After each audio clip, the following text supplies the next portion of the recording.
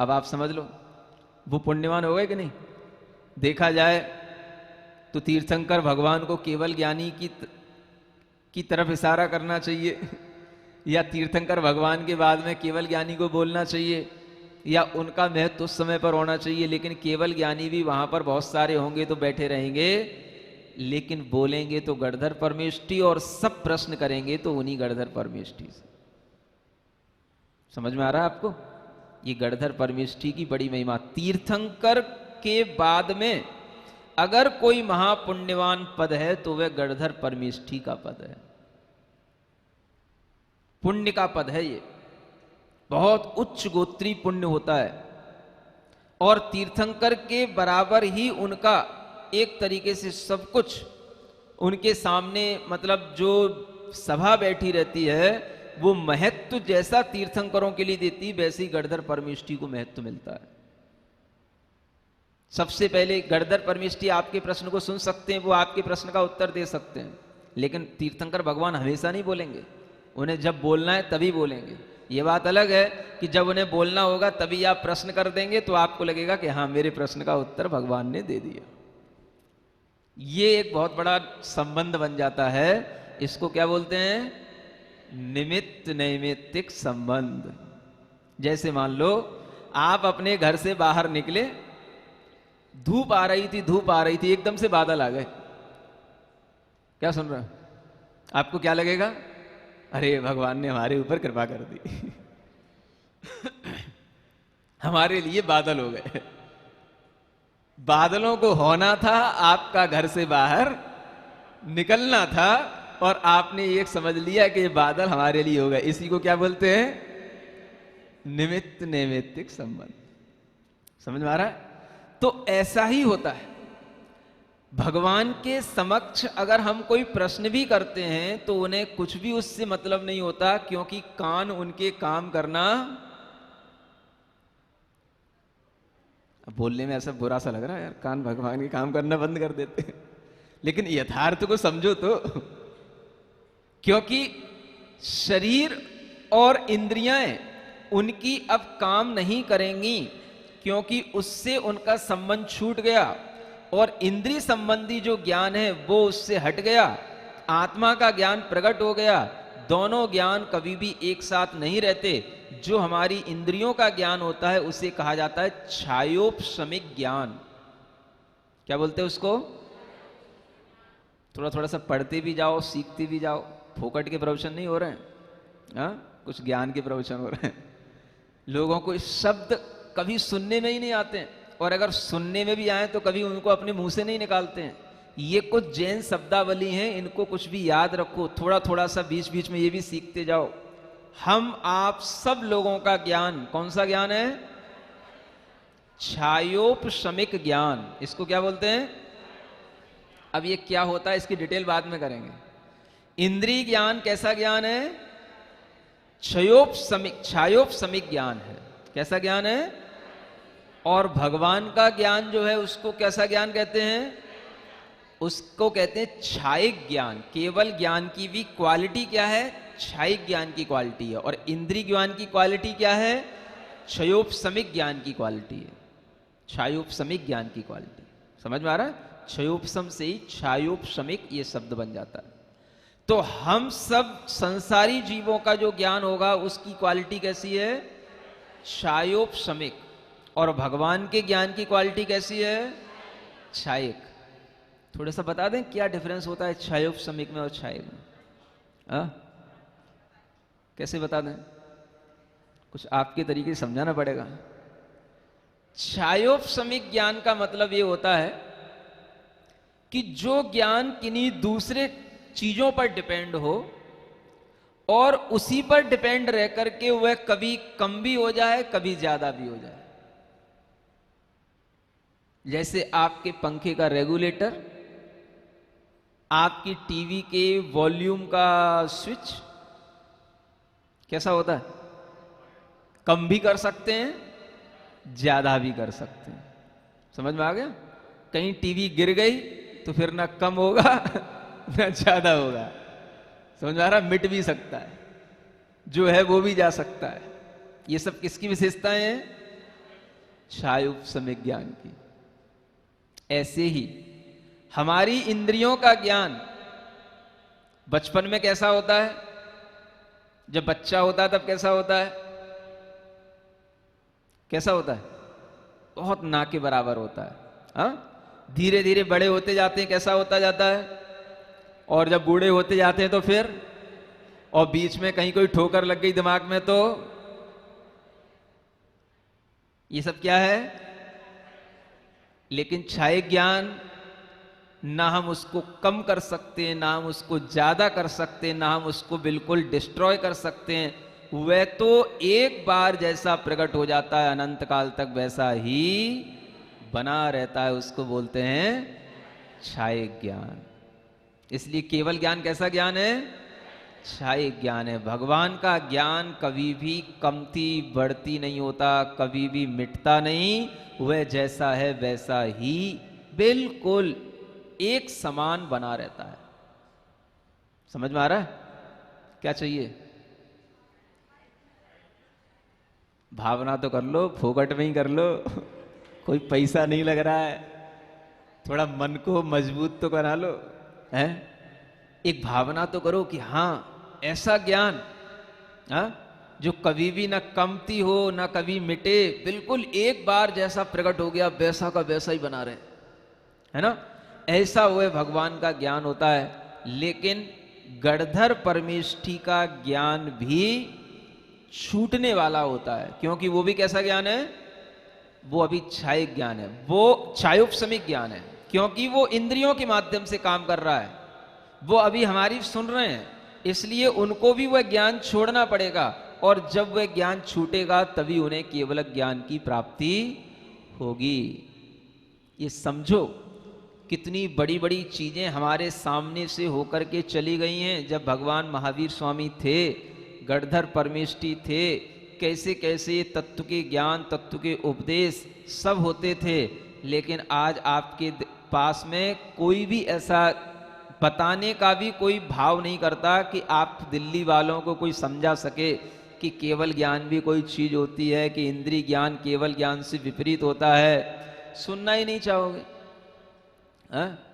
कई बार तो हमको भी सुनाने में इसलिए डर लगता है कि भैया आज तो सुना दिया, कल से लोग आएंगे कि भी नहीं आएंगे। कि लोगों को ये लगता है भैया अरे महाराज बड़े कठिन प्रवचन करते हैं, हमसे तो बोलने में ही शब्द नहीं आते, वो शब्द बोलते महाराज।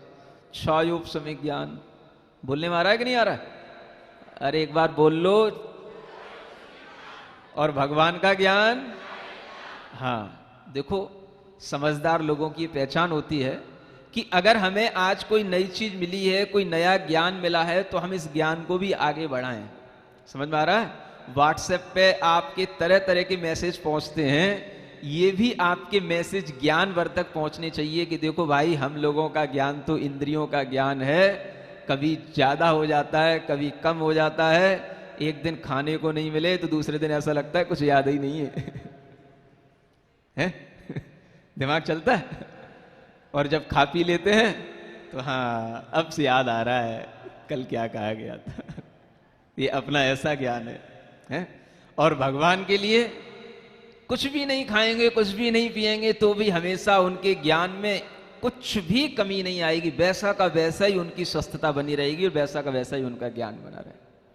तो ये डिफरेंस जब हम जान लेते हैं तभी हमारे अंदर ये भाव आता है कि हमें कुछ ऐसी सुप्रीम चीज को प्राप्त करना है जो हमें अभी तक पता नहीं थी। उस सुप्रीम के नाम पर भी हम धोखा खाते हैं। कोई ऐसी पावर है जो पूरे संसार में फैली है, एक भगवान है। अरे जैन दर्शन में तीर्थंकर भगवान कहते हैं कि भगवान एक नहीं होता है, भगवान अनंत होते हैं, और एक भगवान नहीं बनता है, अनंत भगवान बन जाते हैं। क्या समझ में आ रहा है? आप भी उस अनंत में शामिल हो जाएंगे, आप भी भगवान बन सकते हैं और आप भी भगवान बनकर के उन्हीं भगवान के पास पहुंच सकते हैं। लेकिन आपके मन में भाव तो आए कि हमें भी ऐसे ही भगवान का ज्ञान अपने अंदर प्राप्त करना है। ये भाव जब आएगा तभी आपके अंदर कुछ नई भावनाएं आएंगी, नहीं तो आप मिथ्या भावनाओं में डूबे रहोगे। जैसे अरिहंत भगवान ने हमें ज्ञान दिया वैसा ही गणधर परमेष्ठी उस ज्ञान को आगे बढ़ाते हैं, है ना? इसलिए जब श्रुत भक्ति की जाती है तो अरिहंत भास्यत्थम गढ़हर देवही गंथियम सम्मम। गढ़धर परमेष्ठी उस ज्ञान को क्या करते हैं? वो ज्ञान तो एकदम से ऐसा समझ लो कि जैसे ओंकार की महाध्वनि हो रही है और उसमें सारी चीजें एक साथ निकल रही हैं, एक फुब्बारे की तरह जो है कोई बहुत बड़ा प्रवाह भगवान के मुख से निकल रहा है। अब उसको अलग अलग चीजों में बांट करके लोगों तक पहुंचाना ताकि लोग अलग अलग तरीके से उस चीज को समझ सकें, ये क्षमता गढ़धर परमेष्ठी के अलावा और किसी में नहीं होती, केवल ज्ञानी में भी नहीं होती। इसलिए जो वहां पर बैठे हुए सामान्य केवल ज्ञानी है उनसे ज्यादा महत्व उन गढ़धर परमेष्ठी का है, क्योंकि वो भगवान की वाणी को समझ करके हमें डिस्ट्रीब्यूट करेंगे बिल्कुल तरीके से, शास्त्रों के रूप में वॉल्यूम बना बना करके। ये प्रथमान योग है, ये करणान योग है, ये चरणान योग है, ये द्रव्यान योग है। ये क्या है? गढ़धर परमेष्ठी ही उस भगवान की वाणी तो एक रूप में होती है, एक प्रवाह के रूप में होती है, वह उसका बंटवारा करते हैं और फिर उस बंटवारे के माध्यम से थोड़ा थोड़ा जैसा अपने को ज्ञान होता है उस हिसाब से हमें परोसते हैं। तो ये सबसे बड़ा उपकार हमारे ऊपर गढ़धर परमेष्ठी का भी होता है। नहीं तो हम अरिहंत भगवान की उस वाणी का मर्म को समझ नहीं सकते, क्योंकि हमारे पास तो अपना ज्ञान जितना है उतना ही समझ सकते हैं, लेकिन वो ज्ञान तो बहुत छोटा है। तो जो बड़ा ज्ञान है वो केवल गढ़धर परमेष्ठी के पास होता है और वो अपने ज्ञान से हमें बताते हैं कि ऐसा ऐसा भगवान ने कहा है। एक कोई दूसरी भाषा का व्यक्ति आपके सामने आ जाए और आपसे वह बातचीत कर ले, सुन रहे हो, और आपको कुछ समझ में ना आए, और उसी के बीच में कोई एक दुभाषिया आ जाए। दुभाषिया क्या होता है? जो आपकी भी भाषा जाने और उस विदेशी की भी भाषा जाने। क्या समझ में आ रहा है? उपकार किसका ज्यादा कहलाएगा? बताने वाला वो विदेशी है। थोड़ी देर के लिए अपन अरहंत भगवान को विदेशी बना देते हैं क्योंकि वो अपने जैसे देसी नहीं है, थोड़ा अलग हट करके है। बताने वाला वो है, ज्ञान वो दे रहा है, नई बातें वो बताएगा, लेकिन वो बातें तो हमें तब समझ में आएंगी नहीं जब हमें वो अपनी भाषा में कोई बताने वाला हो। हाँ, वो कौन? वो जो दुभाषिये का काम करते हैं वो कौन? गढ़धर परमेष्ठी। वो एक लिंक बन जाती है अपने और भगवान के बीच में, संबंध जोड़ने वाली अगर कोई बीच की चीज है तो वो कौन है? गढ़धर परमेष्ठी। समझ में आ रहा है? कभी आपने गढ़धर परमेष्ठी की महिमा सुनी है? आज तो सुन रहे हो। ये गढ़धर परमेष्ठी की महिमा है कि हमको आज शास्त्रों के रूप में अलग अलग करके ये विभाजित होकर के ज्ञान प्राप्त है, लेकिन लोग तो इतना भी नहीं जानते कि ये जिनवाणी के 4 भाग, 4 अनुयोग कौन कौन से होते हैं, ये भी लोगों को पता नहीं होता है। पूरा जैन समाज न जाने कितनी बार प्रवचन सुनते हैं, न जाने कितनी बार मंदिर जाते हैं, लेकिन मोटी मोटी जो जैन दर्शन की बेसिक चीजें हैं वो भी कभी हमारे ज्ञान में नहीं आ पाती। समझ में आ रहा है? और पूरा जीवन हमारा निकल जाता है। कितने तरीके के फिजिक्स, केमिस्ट्री, मैथमेटिक्स पढ़ते हुए जिनका कोई उपयोग नहीं है, और जो भगवान तीर्थंकर महावीर स्वामी ने हमें ज्ञान दिया उसकी हमें एक रत्ती भर भी नॉलेज नहीं है। ये भी नहीं जानते आज के बच्चे ना बड़े कि 4 अनुयोगों में जिनवाणी बटी हुई है। गढ़धर परमेष्ठी ने हमें 4 अनुयोगों के माध्यम से जिनवाणी का ज्ञान दिया। वो 4 अनुयोग कौन से हैं?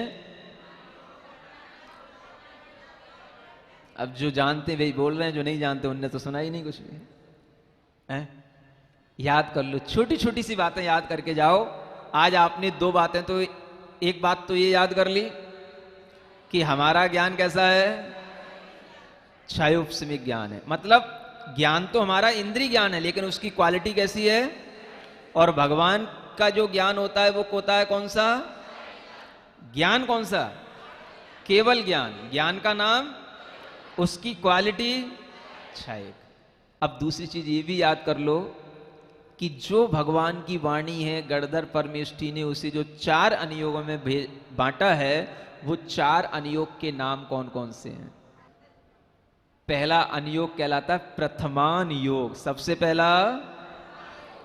दूसरा कहलाता है करणान योग, और फिर तीसरा चरणान योग, करण के बाद चरण, और फिर उसके बाद में द्रव्यान योग। देखो एक सूत्र आता है, प्रथमम करणम चरणम द्रव्यम नमः, है ना। ये दिनवाणी के 4 प्रथम, इसके साथ अनुयोग अपने आप से जोड़ लेना। प्रथम माने प्रथमान योग, करण माने करणान योग, चरण माने और द्रव्य माने इन सबको मेरा नमस्कार हो। अगर आप इतना कह करके एक लाइन पढ़ करके नमस्कार कर लोगे तो आपने भगवान जिनेंद्र देव के द्वारा कही हुई पूरी वाणी को नमस्कार कर लिया, गणधर परमेष्ठी को भी नमस्कार कर लिया। कितनी लाइन बोलनी है आपको?